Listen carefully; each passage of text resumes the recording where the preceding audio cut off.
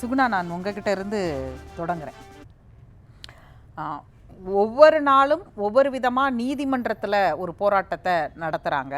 ஆனால் இப்போ சமீப காலமாக ஓபிஎஸ் அதுவும் இந்த தேர்தல் ஆணையத்திற்கான அதிகாரம் இருக்குது இதை விசாரிக்கிறதுக்கு, இதை முடிவெடுக்கிறதுக்குங்கிற மாதிரியான தீர்ப்பு வந்த பிறகு ஓபிஎஸ் இப்போது பேச ஆரம்பிச்சிருக்கிறாரு. ஒன்று சேரணும் எல்லாருங்கிறத மீண்டும் சொல்கிறாரு. நான் இப்போ சசிகலாவோ அல்லது டிடிவியோ நாங்கள் எங்களுக்குள்ள ஒத்த கருத்து இருக்குது அப்படிங்கிற ஒரு டோனை எடுக்கிறாரு. என்னை தான் முதலமைச்சர் ஆக்கினார் முன்னாள் முதலமைச்சர் ஜெயலலிதா அப்படிங்கிறது, விசுவாசத்துக்கு நான் தான் ஃபஸ்ட்டு அப்படிங்கிற மாதிரி அவர் தன்னை முன்னிறுத்திக்கிறாரு. இன்னொரு பக்கம் இங்கே இபிஎஸ் தரப்புலேருந்து அதற்கு ஆர்பி உதயகுமார் நேற்று முன்தினம் ஒரு வீடியோ வெளியிடுறாரு. இவர் ரெட்டை இலைக்கு எதிராகவே நின்னவர். அது ரெட்டை இலைக்கு மேலே அவர் எதிராக நின்னது ஒரு வாழ்வுக்கு இறப்புக்கு சமம் அப்படிங்கிற மாதிரிலாம் ஒப்பிடுறாரு. முன்னாள் அமைச்சர் ஜெயக்குமார் அவர் ஒரு விமர்சனங்களை வைக்கிறார். இந்த விமர்சனங்கள் எல்லாமே நம்ம இங்கே பொதுவெளியில் பேச முடியாத அளவிற்கான விமர்சனங்களாகவும் இருக்குது. இது ஏன் இவ்வளவு வார்த்தைகள், தடித்த வார்த்தைகளை பகிர்ந்துக்கிறாங்க? என்ன மெசேஜ் இதில் சொல்கிறாங்கன்னு பார்க்குறீங்க? இதில் இந்த பிரச்சனையில் 2-3 மிக முக்கியமான அம்சங்கள் பார்க்கணுன்னா, இந்த பிரச்சனை தொடங்கியது ஜெயலலிதாவிடம் அப்படின்னு நான் பார்க்குறேன். ஏன்னா ஒரு கட்சி தனக்கு பிறகு யார் இருக்கணும், தலைமை தாங்க வேண்டும் அப்படிங்கிற ஒரு தயாரிப்புகள் வேணும். அது ஜனநாயகபூர்வமாகவோ அல்லது திணிக்கப்பட்டதாகவோ எப்படி வேண்டுமானாலும் இருக்கலாம். ஆனால் அடுத்த கட்ட தலைமை அப்படிங்கிறத தயாராக இருக்கணும்.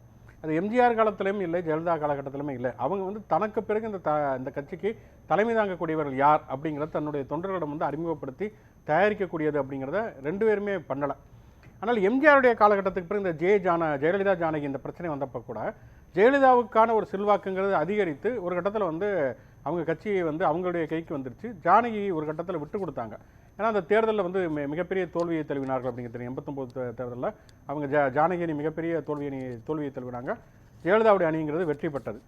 அப்போ எல்லா கட்சிகளுக்குள்ளுமே அந்த பிளவு அப்படிங்கிறது இருக்கக்கூடிய ஒரு விஷயம். திமுகவில் ஆரம்பித்து இந்திய அளவிலேயே நம்ம நிறைய அந்த மாதிரியான விஷயங்களை பார்க்குறோம்.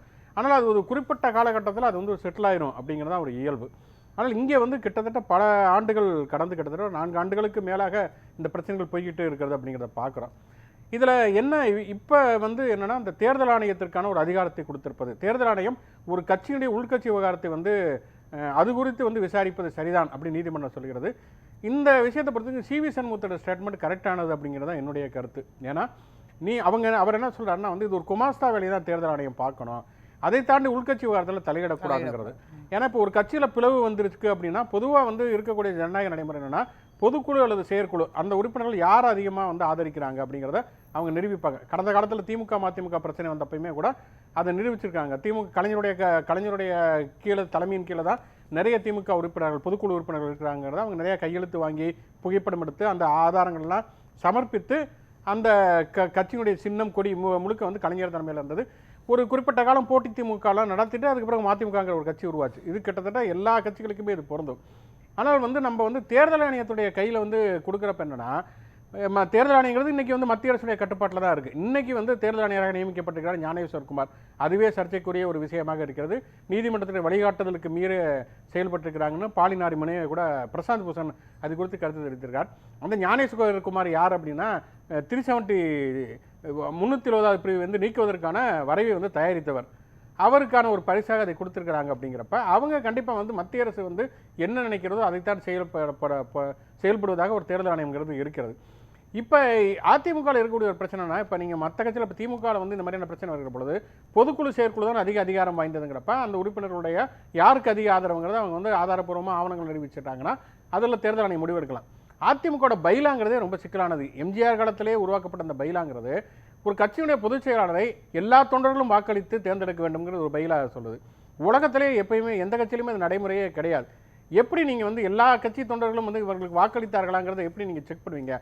இந்திய தேர்தலில் ஒரு தேர்தல் ஆணையங்கிறத நடத்துகிறப்பயே ஏகப்பட்ட சிக்கல் இருக்கிறப்ப இதை யார் கண்காணிப்பாங்க, யார் நடத்துவாங்கிற ஒரு கேள்வி இருக்கிறது. இன்னொன்று இப்பயே பார்த்தீங்கன்னா ஜெயலலிதா காலகட்டத்தில் 1.5 கோடி அதிமுக தொண்டர்கள்னு சொல்லிட்டு இருந்தாங்க. எடப்பாடி 2 கோடி தொண்டர்கள் சேர்ந்துட்டாங்க என்னுடைய தலைமையின் கீழன்னாரு. ஆனால் நீங்கள் அதுக்கு பிறகு சந்தித்த தேர்தல்கள்லாம் பார்த்தீங்கன்னா தோல்விகளை தான் தொடர்ச்சியாக இருக்குது. 2 கோடி பேர் எங்கேயுமே ஓட்டு போடல. எடப்பாடி பழனிசாமிக்கு ஓட்டு போடல, ஓபிஎஸ், டிடிவி தினகரன், எடப்பாடி பழனிசாமி இவங்கெல்லாம் அவங்க வாங்கின வாக்கெல்லாம் கூட்டி பார்த்தீங்கன்னா கூட 2 கோடிங்கிறது எங்கேயுமே வரலை. சமீபத்தில் வந்து ஒரு கிளைச் செயலாளரோ வட்டச் செயலாளரோ வந்து அதுவே மோசடியானதுன்னு கருத்து தெரிவிச்சதுக்காக அவரையே கட்சி விட்டு எடப்பாடி பழனிசாமி நீக்கினார். அப்ப என்கிட்ட ரகசியம் இருக்குன்னு ஓபிஎஸ் சொல்றாருல, இல்ல பல அப்ப பழைய இதை திரும்ப கட்சியை சேர்க்கறதுக்கான ரகசியம், அதாவது கிட்டத்தட்ட என்கிட்ட தான் அந்த ஆயுதம் இருக்குன்னு சொல்றாரு. அப்ப அதை எப்படி பார்க்கணும் அந்த ஆயுதத்தை? இல்லை அதுதான் என்ன அந்த ரகசியம் அப்படிங்கிறது. அவர் வந்து கிட்டத்தட்ட பல ஆண்டுகாலமாகவே அந்த ரகசியத்தை சொல்லிக்கொண்டே இருக்கிறார். ஒன்று என்னன்னா, எடப்பாடி பழனிசாமியினுடைய தனிப்பட்ட அல்லது ஒரு சட்டவிரோதமாக அவர் ஏதோ ஒன்று பண்ணியிருக்கிறாரு, அது என்கிட்ட இருக்குது அப்படின்னு சொன்னால், சட்டவிரோதமாக ஒன்று பண்ணிக்கிறார், ஊழலோ ஏதோ ஒன்று பண்ணியிருக்கிறார் அப்படின்னா அது சட்டப்பூர்வமாக நடவடிக்கை எடுக்கப்பட வேண்டியது அப்படிங்கிறது ஒரு ஜனநாயகம். அதை வச்சு ஒருத்தர் பிளாக்மெயில் பண்ணுறது கண்டிப்பாக ஒரு அரசியலே கிடையாது. அப்போ அவர் மறைமுகமாக என்ன சொல்கிறாருன்னா, மத்திய அரசு எனக்கு பின்னால் மத்திய அரசு இருக்கிறது, என்கிட்ட உங்களுடைய ரகசியம் ஒன்று இருக்கிறது, நீங்க வந்து இதுக்கு உடன்படவில்லை அப்படின்னு சொன்னா பொறுமையாக பிரதமர் இருக்க சொன்னார், நான் இருக்கிறேன் என்ன சொல்றேன். இல்ல அதுவே உண்மையிலே ரொம்ப ரொம்ப அவமானகரமான ஒண்ணு அப்படின்னு தான் நினைக்கிறேன். ஏன்னா நீங்க வந்து ஒரு கட்சியில எப்பயுமே ஒரு கட்சியில பிரச்சனை வரும்பொழுது என்னன்னா, அந்த கட்சியிலிருந்து விலக்கப்பட்டவர்கள் அல்லது வெளியேறியவர்கள் தங்களுக்கு இந்த கட்சியில செல்வாக்கு இருக்கிறது அப்படின்னு நிரூபிக்கிறதுக்கு தான் முயற்சி பண்ணுவாங்க எல்லாருமே. அது எம்ஜிஆராக இருக்கட்டும், வைகோவாக இருக்கட்டும், இந்திய அளவில் யாராக இருந்தாலும் நிரூபிக்க முயற்சி செய்வார்கள். அந்த முயற்சி பலிக்காத பொழுது தனியாக ஒரு அமைப்பு ஆரம்பித்து மக்கள் செல்வாக்கு தனக்கு இருக்கிறது அப்படின்னு நிரூபிக்க பார்ப்பாங்க.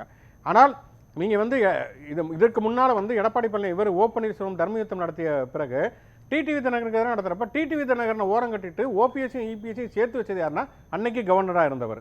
அதுவே வந்து அரசியலமைப்பு சட்டத்திற்கும் இந்திய அரசியலுக்கும் ஜனநாயகத்துக்கும் எதிரான ஒன்று. இன்னைக்கு அவர் வந்து எங்க கட்சியில பிரச்சனை, மோடி சொன்னாரு நான் வந்து பொறுமையா இருப்பேன்னா, அப்ப மோடி யாரு? உங்க கட்சிக்கு மோடிக்கு என்ன சம்பந்தம்? இங்க நடக்கிறது உள்கட்சி பிரச்சனை.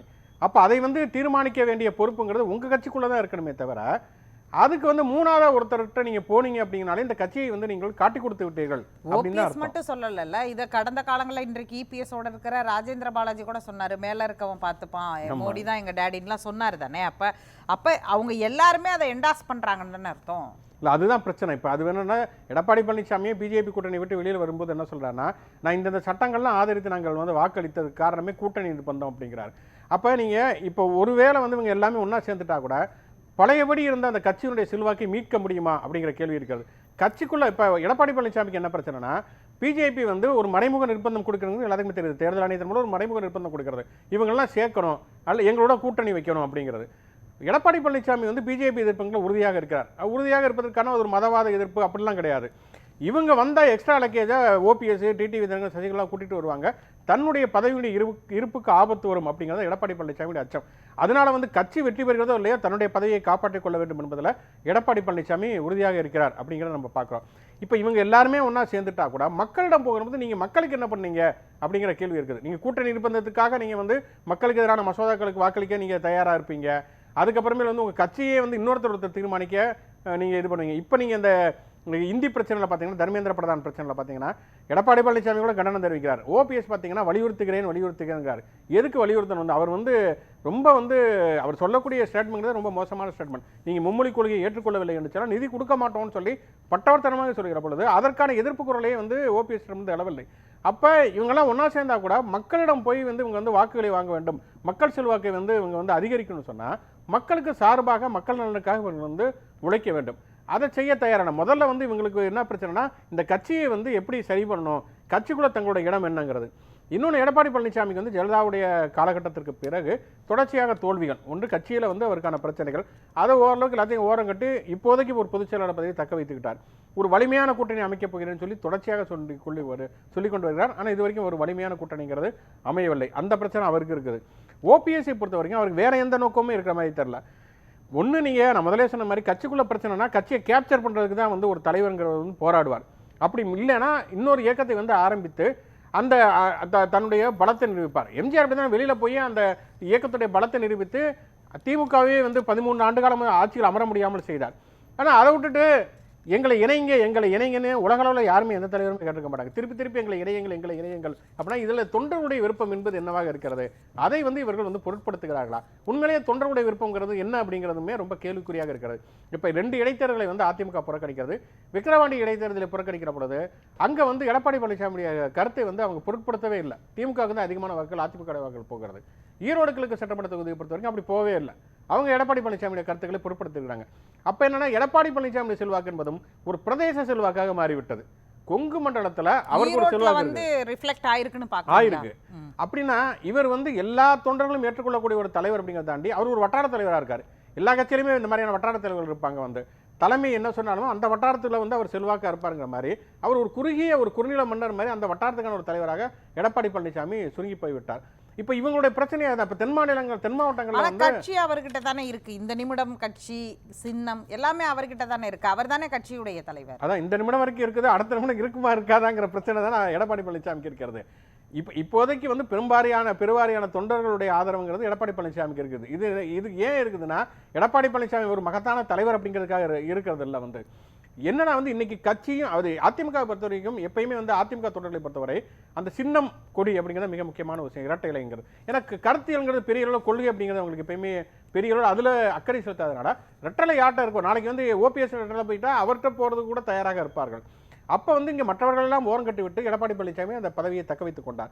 இப்போ எஸ்பி வேலுமணியோ தங்கமணியோ அல்லது அடுத்த நிலைமையில் இருக்கக்கூடிய ராஜன் செல்லப்பா அல்லது செல்லூராஜ் இவர்கள் நாளைக்கு எடப்பாடி பழனிசாமி இவங்களை தினகரனுக்கும் ஓபிஎஸ்க்கு என்ன பண்ணாரோ அதை பண்ண அவர்கள் தயாராகி விட்டால் கண்டிப்பா எடப்பாடி பழனிசாமி நிலைமைங்கிறது என்ன அப்படிங்கிறது. செங்கோட்டையன் ஃபேக்டர் என்ன சொல்ல வருது மெசேஜ்? ஏன்னா செங்கோட்டையன் பேசியதுக்கு பிறகுதான் இந்த தலைவர்களுடைய பேச்செல்லாம் அவர் வந்து அந்த கூட்டத்தில் கலந்துக்காததுக்கு காரணம் சொல்றாரு. அதன் பிறகு வந்து அவர் ஒரு எம்ஜிஆர் பிறந்தநாள் விழா கூட்டத்தில் பேசும்போது பொதுச் செயலாளர் பெயரையே குறிப்பிடாம பேசுறாரு. இவரும் இபிஎஸும் அவர் பெயரை குறிப்பிடாம பேசுறதுன்னு இப்படியான ஒரு விவாதம். அவர் ஒரு ட்ராக், அந்த ட்ராக்கை எப்படி புரிஞ்சுக்கணும்? அது ரீடிங் பிட்வீன் த லைன்ஸா சுகுணா என்ன பார்க்கிறார்?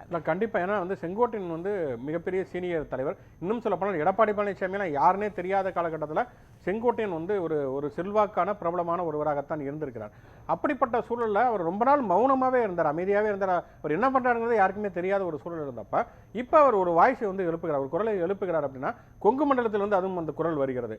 அப்படிங்கிறப்ப என்னன்னா ஒரு அதிருப்தி குரல் உள்ளிருந்து வர ஆரம்பித்திருக்கிறது அப்படிங்கிறது தெரிகிறது. ஏன்னா தொடர்ச்சியாக இவர்கள் தோல்விகளை வந்து சந்தித்து கொண்டே வருகிறார்கள். அப்படிங்கிறப்ப ஒன்று நீங்கள் வந்து எல்லாரும் சேர்ந்து ஏதாவது ஒன்று பண்ணுறதுக்கு முயற்சி பண்ணணும், அல்லது ஒரு வலிமையான கூட்டணியாவது வைக்கணும். இது வரைக்கும் இன்னும் ஒரு வருஷம் 1.5 வருஷத்தில் தேர்தல் வரப்போகிறது. அதுக்கான எந்த அறிகுறியுமே இன்னைக்கு வரைக்கும் தெரியல, அதிமுகவில் தெரியவில்லை. அப்படிங்கிறப்ப அப்போ வந்து அதுக்கு எடப்பாடி பழனிசாமி இன்னும் பலவீனமாகத்தான் இருக்கிறார் அப்படிங்கிறதுக்கான ஒரு அதிருப்தி குரல் வந்து எழுகிறது. ஏன்னா நம்ம இந்த நாடாளுமன்ற தேர்தல் முடிந்த பிறகு பல இடங்களில் அவர் கூப்பிட்டு நிர்வாகிகளை பேசுகிறப்ப அவங்க திருப்பி எதாவது சொல்கிறாங்க அப்படிங்கிறது கள ஆய்வுங்கிற பேரில் பல இடங்களில் கோஷ்டி முதல் நடந்தது, இது நிறைய தாக்குதல்களே நடந்தது, நாற்காலியும் தூக்கி போட்டு தாக்குதல்களே நடந்தது அப்படிங்கிறதெல்லாம் பார்க்குறோம். அப்போ எடப்பாடி பழனிசாமியை பொறுத்த வரைக்கும் அவர் இப்பிளவு நடந்த இத்தனை ஆண்டுகளுக்கு பிறகும் இன்னமும் ஒரு உறுதியான ஒரு தலைமையை வந்து அவர் வந்து இன்னும் நிரூபிக்கவில்லை அப்படிங்கிறத செங்கோட்டையன் குரல் காட்டுகிறது அப்படின்னு நினைக்கிறேன் நான். பேசலாம்.